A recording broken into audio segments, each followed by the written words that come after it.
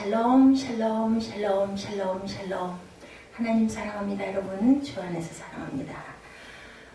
마지막 결론이죠. 민수기 36장 전체적인 부분인데 1절에서 9절을 중심으로 우리가 함께 봅니다. 모세 자손의 자손 중 므낫세 자손 마길의 아들 길르앗 자손 가족의 두령들이 나와 모세와 이스라엘 자손의 두령된 족장들 앞에서 말합니다. 가로되 야훼께서 우리 주에게 명하사 이스라엘 자손에게 그 기업의 땅을 제일 뽑아주게 하셨고, 여호와께서 또 우리 주에게 명하사 우리 형제 슬로브앗의 기업으로 그 딸들에게 주게 하였은즉, 그들이 만일 이스라엘 자손의 다른 지파 남자들에게 시집을 가면 그들의 기업은 우리 조상의 기업에서 삭감되고 그들의 속한 그 지파의 기업이 첨가되리니, 그러면 우리 제비 뽑은 기업에서 삭감될 것이요 이스라엘 자손의 희년을 당하여 그 기업이 그가 속한 지파에 첨가될 것이라. 그런즉 그들의 기업은 우리 조상 지파의 기업에서 아주 삭감되리이다. 모세가 여호와의 말씀으로 이스라엘에게 명하여 가로되 요셉 자손 지파의 말이 옳도다.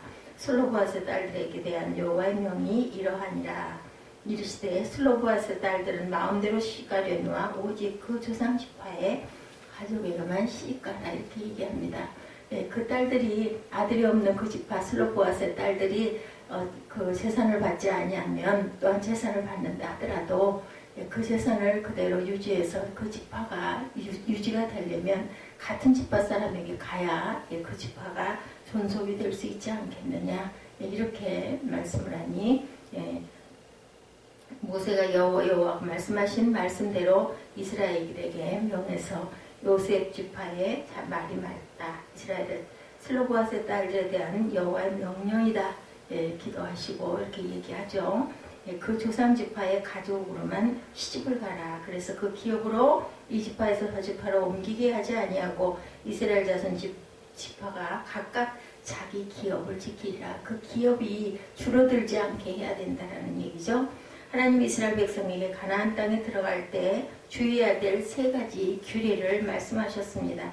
35장에 두 가지는, 마지막 한 가지는 오늘 36장에 다른 지파로 시집가지 말아서 그 지파를 잘 존속하라는 그런 말씀입니다. 첫 번째 그 두 가지 그 규례에는 레위인에게 땅을 주지 않는 대신에 이스라엘 전역에 흩어져 48개의 성읍에 살도록 하신 것, 그중 6개 성읍에는 뭐를 도피성을 만들어서 그 고의로가 아니라 우연히 실수로 잘못 사람을 살인하는 경우에는 나중에 재판을 받아서 억울한 경우에는 보호를 받도록 그렇게 하는 그 도피성을 만드는 그런 규례였었습니다. 그리고 36장에 기록된 그 규례는 다른 지파에게 시집가지 않아서 그 지파를 잘 유지하고 갈 수 있게 해라, 이런 말씀이죠. 어떻게 보면은 다른 지파에게 시집가지 말라는 이야기를 왜 민수기 마지막 장에 이렇게 중요하게 기록해 놨을까, 이런 생각이 들지만 하나님의 생각은 우리 사람의 생각과는 다르죠. 우리가 볼 때는 뭐 부득이하면 내가 좋아하면 딴 데로 시집갈 수도 있지, 뭐 그게 꼭 그렇게 법으로 정해서 시집을 못 가고 하면 이건 너무 좀 불공평하고 억울하지 않느냐, 개인적인 자유를 박탈하는 것이 아니냐, 이렇게 생각할 수도 있지만 사실은 기업을 이어가는 것은 하나님께서 바라보시기에 굉장히 중요한 부분이었다는 겁니다. 가장 그 중요한 요소, 오늘은 그것을 중심으로 마지막 장을 살펴보고 결론의 그 의미를 한번 저희들 묵상해 보도록 합니다.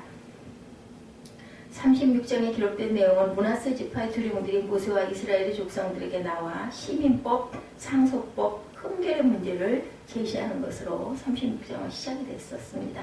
사람의 보는 어떤 법이든지 그저 문제점이 다 있어요. 완전하지는 않죠. 이들이 제시한 그 문제는 민수기 27장에 언급된 내용이기도 한데, 므낫세 지파 슬로브앗이라는 사람의 5딸이 광야에서 죽은 아버지의 땅을 상속을 받아야 되겠다. 그러니까는 상속하지 못하고 그냥 그 광야에서 돌아갔다는 얘기죠.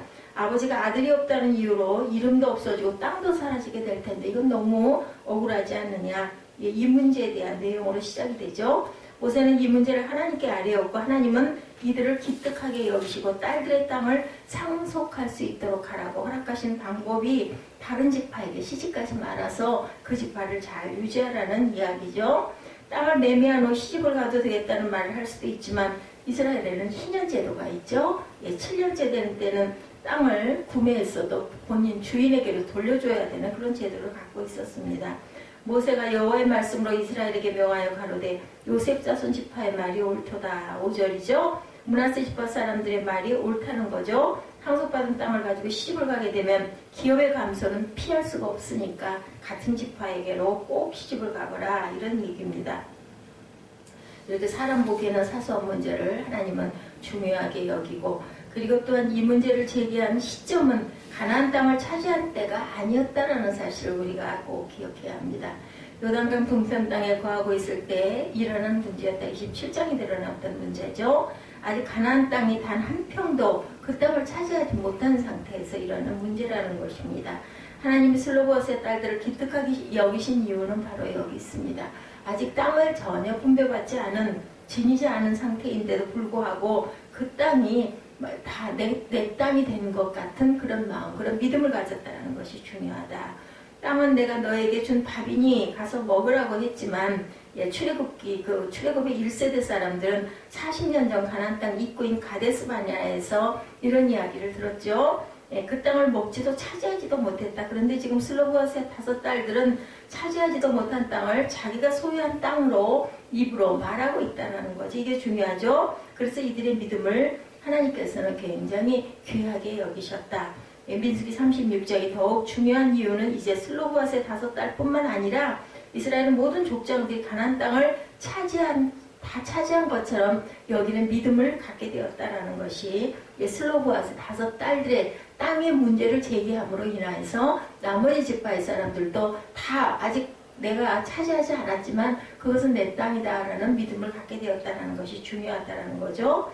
그 요단강 건너가서 가나안 땅을 금방 차지한 게 아니고 이들의 가나안 땅으로 들어가서도 몇 년, 7년 동안이나 여러 군대의 전쟁을 통해서 땅을 조금씩 차지해서 나아갔던 것이기 때문에 그 기간이 7년여가 걸렸다라는 겁니다. 전쟁을 몇 년간 치러야 하는지 전혀 개의치 않고 분명한 경계를 정해서 주신 가나안 땅을 기업으로 틀림없이 소유하게 될 것이라는 것을 믿는 믿음, 이 믿음의 시발점이 바로 슬로보아스의 5딸들의 그 시집 가는 문제, 이 문제로 인한 그 땅의 그 얘기죠. 여기에서부터 그 믿음이 시작됐다는 거죠. 천국은 그리스도를 믿는 사람이 들어가는 것이다. 우리가 이것을 귀하게 우리가 생각해 봐야 되겠다. 예수 그리스도를 믿지 않은 사람은 절대 천국에 들어갈 수 없다라는 거죠. 민수기 36장이 그림처럼 보여주는 그 내용, 중요한 내용, 마지막 결론의 내용은 예수를 믿는 믿음, 아직 가지 못한 곳이지만 우리는 믿음으로 나중에 돌아가서도 영원한 천국, 새하늘과 새 땅에 들어갈 수 있다는 그 믿음이 있어야 된다는 거죠. 두 번째는 이스라엘 백성들은 이제는 그래서 확실한 소망의 사람들이 되었다. 7절에서 9절에 그리하면 이스라엘 자손의 기업이 이 지파에서 저 지파로 옮기지 않고 이스라엘 자손이 다 각기 조상 지파의 기업을 지키게 될 것이다 라는 얘기죠. 이스라엘 자손 지파 중 무릇 그 기업을 이은 딸들은 자기 조상 지파 가족되는 사람에게로 씩갈 것이라. 그리하면 이스라엘 자손이 각기 조상의 기업을 보존하게 되어서 그 기업에서 이 지파에서 저 지파로 옮겨가지 아니하고 이스라엘 자손 지파가 각각 자기 기업을 지키리라. 이렇게 기록이 되어 있다는 거죠. 이스라엘 백성들은 땅 한 평 갖지 못한 그런 그 노예가 땅이 있을 리가 없습니다. 그런데 40년 동안 가나안 땅을 방황할 따름이었는데 하나님은 너희가 가나안 땅에 들어가면 그 땅을 너희가 모두 다 갖게 될 것이다 라고 하신 말씀. 아니 내 땅 어떻게 그 땅을 내가 가질 수 있겠어. 제비를 뽑아서 이것은 너에게 주고 그쪽은 너 주고 이렇게 얘기했지만 그걸 우리가 어떻게 가자. 다 텅텅 비워놓고 들어가서 살라는 게 아니라 모두 다 거기는 민족의 민족들이 다 땅을 차지하고 있는데 더군다나 굉장히 그 기골이 장대한 거대한 민족이었죠. 그런 사람들이 살고 있다. 거인족들이 살고 있다는 것. 그것을 우리가 어떻게 그 땅을 가질 수가 있겠는가. 아주 막연합니다. 두렵습니다. 그죠? 어떻게 그 전쟁에서 내가 살아남아서 그 땅을 내가 받을 수가 있겠어? 그런데 거기 가장 중요한 것은 내가 너희와 함께 하시겠다. 내가 너에게 그 땅을 주었다. 이것을 바라볼 줄 아는 믿음이 중요하다는 거죠. 나의 영원하신 기업 생명보다 귀하다. 우리가 그 찬양하죠. 하나님이 주실 영원한 땅 기업은 생명보다 귀한 것. 그렇죠. 왜냐하면 생명 너머의 영원한 생명, 유한한 생명, 그 뒤에는 무한한 긴 생명을 차지할 수 있는 소유권을 가질 수 있는 그런 복이 있는데 그것은 그 말씀을 믿는 믿음에서 시작이 된다는 거죠. 우리에게도 소망이 있습니다. 천국에 내 이름으로 등기된 넓은 땅, 그것이 있다고 생각해 보십시오. 그런 게 어떻게 있겠어. 과연 뭐 그런 게 어디서 사람 살다 죽으면 그만이지. 이렇게 생각한다면 그 사람에게는 영원한 소망을 지닐 수가 없다는 게 중요하다. 자기가 천국 가면 큰 땅을 차지하려고 애굽의 왕자 자리를 박차하고 나온 모세. 그죠? 이 믿음입니다. 예. 히브리서 11장 24절에서 26절에 믿음으로 모세는 장성하여 바로의 공주의 아들이라 칭함을 거절했다라고 나오죠. 하나님의 백성과 함께 고난받기를 잠시 죄악의 낙을 누리는 것보다 더 좋아했다. 왜? 영원한 천국이 있다는 것을 믿었다라는 겁니다. 그리스도를 위하여 받는 능욕을 애굽의 모든 보화보다 더 큰 재물로 여겼다라는 거죠. 이는 상 주심을 바라봅니다. 그래서 모세의 믿음이 컸고 그래서 모세가 민족의 지도자가 될 수가 있었다. 모세는 이렇게 상 주심을 바라봅니다. 천국에서 땅을 주시고 그 땅을 영원히 남에게 뺏기지 않게 하신다는 사실을 알았던 거죠. 그래서 그 믿음이 현세의 삶 속에서 고난을 능히 이겨낼 원동력이 된 것이었다.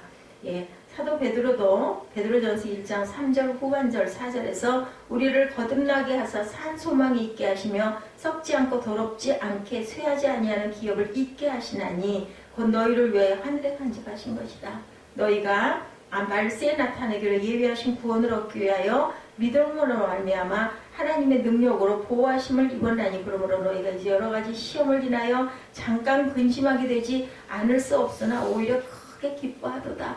베드로 사도도 이렇게 고백하죠. 예, 이 세상에서 잘 먹고 잘 사는 이야기가 아니라 영원한 천국을 너희는 바라볼 줄 알아야 된다. 소망은 오직 하늘에 간직되어 있고 쇠하고 더럽지 않는 그런 기업이다. 영원한 기업이다. 세상에서 지니는 재물이나 명예나 이런 것은 세상에 있을 때까지만이지만 그리고 그것은 유한한 것이지만 영원한 기업은 영원하게 주시는 그러한 그 소망이라는 거죠. 소망은 하늘에 간직된 것이라는 이야기입니다. 그러므로 너희가 이제 여러 가지 시험을 인하여 잠깐 근심하게 되지 않을 수 없으나 그 어려움을 통해서 근심하게 되겠지만 오히려 크게 기뻐할 수 있다는 겁니다. 로마서 5장 5절에도 소망이 부끄럽게 아니함은 우리에게 주신 성령으로 말미암아 하나님의 사랑이 우리 마음에 부은 바 되었다라고 이렇게 얘기합니다. 부끄럽지 아니하다는 말, 그것은 영어로 보면 hope never disappoints us. 소망은 결코 우리를 실망시키지 않는다라는 얘기죠. 하늘에서 기업을 받는 것이라는 소망은 결코 실패하지 않는 영원한 소망이다. 예수님도 산상수훈에서 말씀하시죠. 마태복음 5장 5절에서 온유한 자는 복이 있나니 저희가 땅을 기업으로 받을 것이요 라고 말씀합니다. 현세의 땅도 가지고 있으면 기분이 좋은데 영원한 땅에 내 영원한 기업이 있다면 얼마나 소망스러운 일입니까? 얼마나 감사할 일입니까? 우리가 이것을 잊지 말아야 되겠다. 세 번째, 이스라엘 백성들은 확실한 순종의 사람들이 됩니다. 이제 슬로보라스의 딸이 주어지지 않은 그 땅에 대한 그 상속, 그것을 도대체 이 딸들이 시집을 가면 그 기업이 없어지지 않습니까? 라고 구체적으로 제시하는 것으로 시작이 돼서 시발점이 돼서 모든 지파들이 다 아직 내가 분배받지 않은 땅들을 내 땅으로 여기게 되는 믿음을 갖게 되었고 그리고 이제는 소망을 갖게 되었고 세 번째는 완전히 확실한 순종의 사람들이 되었다는 것이 중요하죠. 10절과 12절에 슬로보앗의 딸들이 야훼께서 모세에게 명하신 대로 행하니라. 슬로보앗의 딸들을 그 기르샤와 호글라와 밀가와 노아가 다 그 아비 형제의 아들들에게 시집을 가되 그들의 요셉의 아들 므낫세 자손의 가족에게로 시집 간 거로 그 기업이 그 아비 가족의 지파에 여전히 있었더라. 딸들이 이렇게 배를 이어가는 거예요. 아들이 없어도. 그렇죠. 민수기 35장에 이르는 광야 40년의 기록은 불순종의 기록이라고 할 수 있는데 이제 36장의 결론은 아름다운 순종의 기업이 되는 귀한 그러한 그 마무리를 하고 있습니다. 슬로보아스 5 딸들이 하나님의 말씀에 그대로 순종합니다. 딸들이었기 때문에 얼마든지 하나님이 왜 내 결혼하는 것까지 내 마음대로 나 좋은 사람에게 못 가게 해? 이렇게 하지 않고 모두 다 순종하다 보니 이렇게 영원한 기업이 되고, 그러다 보니 모든 지파들이 다 소망을 갖게 되고, 그리고 완전한 순종들을 하는 그러한 다 지파들이 되었다. 슬로봇의 5딸들은 어때요? 절대로 그 선택권을 내가 주장하지 않았다라는 거죠. 신약시대를 살아가는 우리 성도들에게도 하나님이 주신 명령이 있습니다. 크게 2가지로 구분할 수 있는데, 첫째는 복음적인 명령이죠. 예배하라, 기도하라, 또한 선교하라, 전도하라, 헌금하라, 이러죠. 찬양하라. 모두 복음적인 명령이죠. 그런데 이런 명령 말고 신구약을 살아가는 모든 하나님의 백성이 지켜야 할 아주 그 영원한 항존법이 있는데, 그것은 바로 십계명입니다. 하나님이 말씀하신 십계명이 크게 뭐예요? 하나님을 사랑하라, 내 이웃을 사랑하라. 이 계명이죠. 그것을 지키는 사람들은 어떻게 내 이웃에게 죄를 범하고 살인을 하고 간음을 하고 도적질을 하고 남의 것을 범하고 뺏을 수가 있겠나? 부모를 공경하지 않을 수가 있겠나? 그리고 하나님의 계명을 어떻게 안 지키고 우상을 숭배할 수 있겠나? 그 계명 안에 다 들어가 있던 계명이라고 예수께서 오셔서 이렇게 새로운 새 계명을 주셨다. 근데 그것이 십계명을 없애는 것이 아니라, 율례를 없애는 것이 아니라 그것을 더욱더 튼튼하게 하는 아주 구체적인 강조법입니다. 사랑밖에 없다라는 거죠. 십계명에 불순종하면 복이 사라진다. 십계명에 순종하면 성화를 이루게 갈 수 있다라는 거죠. 그 야고보 사도는 1장 25절에 자유하게 하는 온전한 율법을 들여다보고 있는 자는 듣고 잊어버리는 자가 아니요 실행하는 자니 이 사람이 그 행하는 일에 복을 받으리라고 이렇게 기록이 되어 있습니다. 십계명의 법을 지키면 복을 받는다라는 거죠. 야고보서 1장 22절에 너희는 도를 행하는 자가 되고 듣기만 하여 자신을 속이는 자가 되지 말라, 이렇게 말씀하고 있습니다. 십계명은 자유하게 하는 율법이라는 거죠. 십계명에 기록된 대로 사는 것이 불편한 것이 아니라, 그 계명은 믿음이 있는 사람이면, 은혜를 받은 사람이면, 하늘의 소망을 가진 사람이면 내가 정말 기쁨으로 감당하고 가는 것, 하나님을 사랑하고 이웃 사랑하는 것. 근데 그 사람이 그렇게 만만하고 쉽지만은 않습니다. 여러 가지 시험도 있고 환난도 있고 고난도 있습니다. 그러다 할지라도 그것을 우리가 참고 잘 극복하면 하늘나라가 우리에게 주어지고, 그것은 우리에게 영원한 기업의 땅이 하늘에 내 이름으로 새겨질 수 있다는 것. 그것은 아들이나 딸이나 다 마찬가지라는 것이 바로 이 마지막 민수기 36장에 슬로봇의 5딸들에게 너는 너희의 지파에게만 결혼해라. 그것이 뭐예요? 하나님을 바라보는, 예수를 바라보는 믿음으로, 그 믿음의 고백으로 된다는 것. 이런 말씀을 오늘 본문 전체에서 말씀하고 있습니다. 십계명은 우리를 자유하게 하는 율법이라는 것을 잊지 마시기 바랍니다. 십계명에 기록된 대로 사는 것이 전혀 불편한 것이 아니다. 자유를 주는 거죠. 물고기가 물속에 있어야 헤엄을 치고 살 수 있는 거예요. 세상에 좋다고 땅으로 올라와가지고 바다를 버리고 오면 결국은 죽을 수밖에 없다.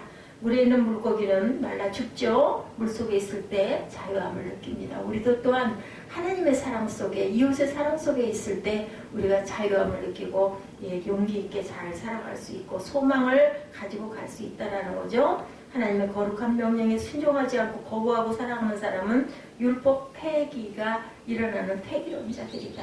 하나님의 거룩한 법에 반대하면서 성화의 삶을 살 수가 없겠죠. 요한복음 14장 21절에 나의 계명을 가지고 지키는 자라야 나를 사랑하는 자니 나를 사랑하는 자는 내 아버지가 사랑을 받을 것이요 나도 그를 사랑하여 그에게 나타나리라고 이렇게 기록하고 있습니다.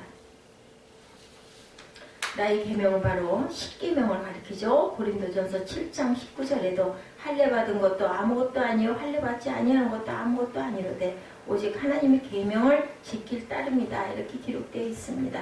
의식법은 중요치 않지만 도덕법은 중요하다고 또한 바울도 주장을 하죠. 요한일서 5장 3절에도 하나님을 사랑하는 것은 이것이니 우리가 그 계명을 지키는 것이다, 이렇게 말씀하고 있습니다.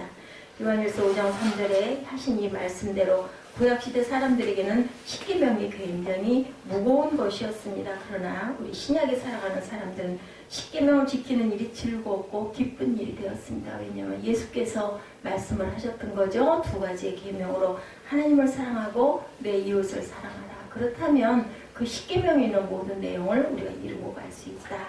예수를 믿기 전에 어땠어요? 기독교인들이 매주 주일마다 교회에 나가서 예배드리는 것을 이해할 수 없었던 그런 사람들이 예수를 알고 나면 주일을 기다리죠. 주일이 중점이 됩니다. 주일이 시작점이 됩니다.